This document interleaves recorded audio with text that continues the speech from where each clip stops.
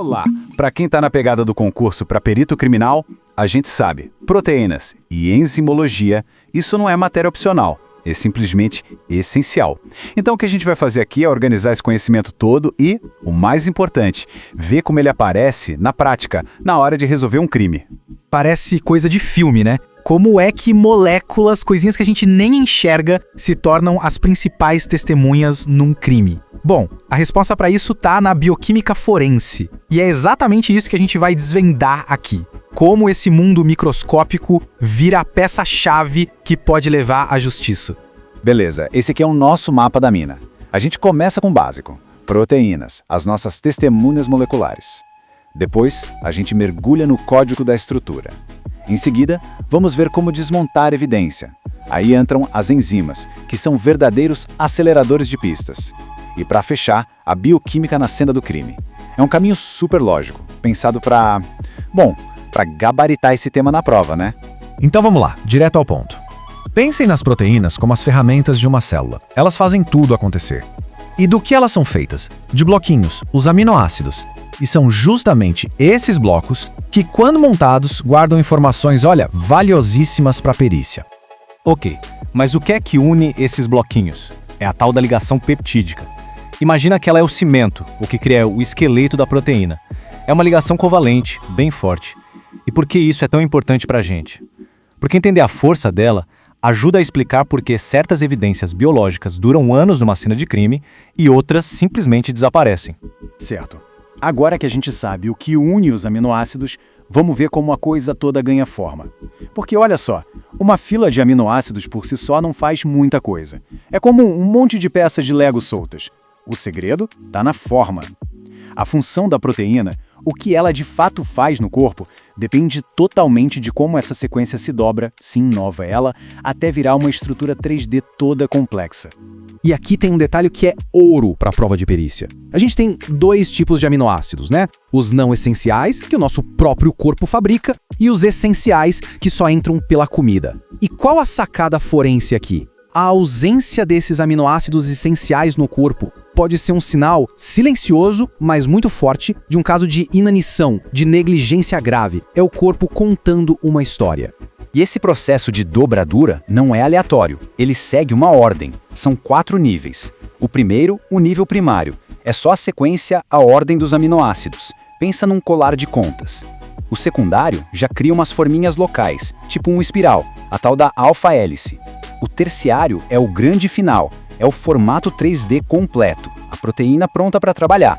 E às vezes tem até um quarto nível, o quaternário, que é quando várias proteínas, já prontas no nível terciário, se juntam para formar um supercomplexo, como é o caso da hemoglobina.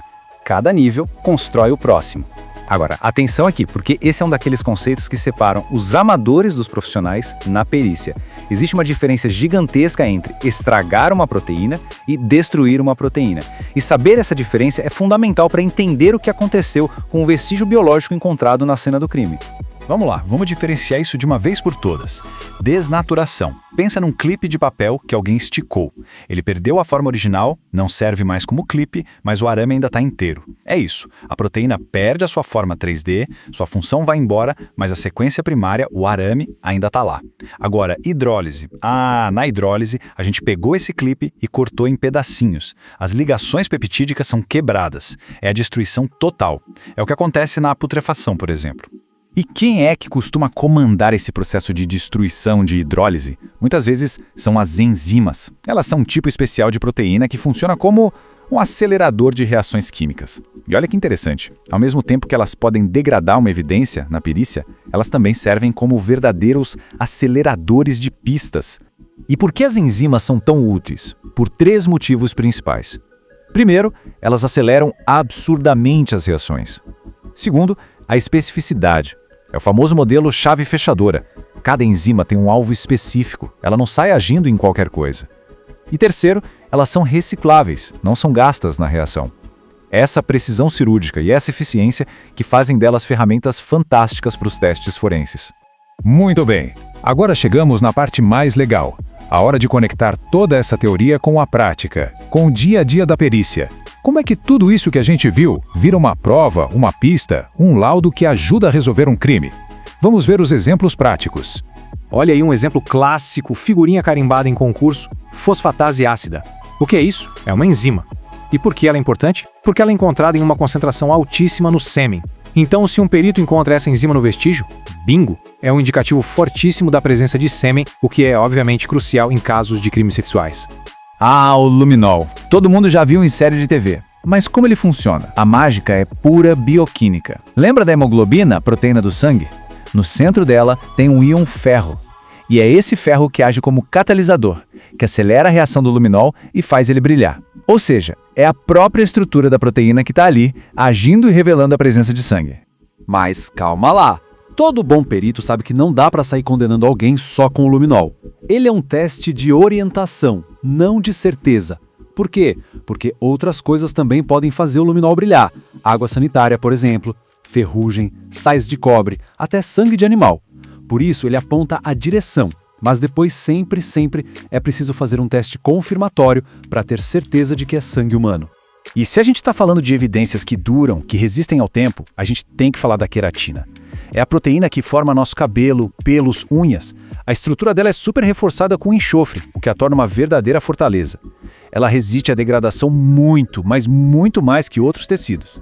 É por isso que um fio de cabelo pode ser encontrado intacto numa cena de crime anos depois.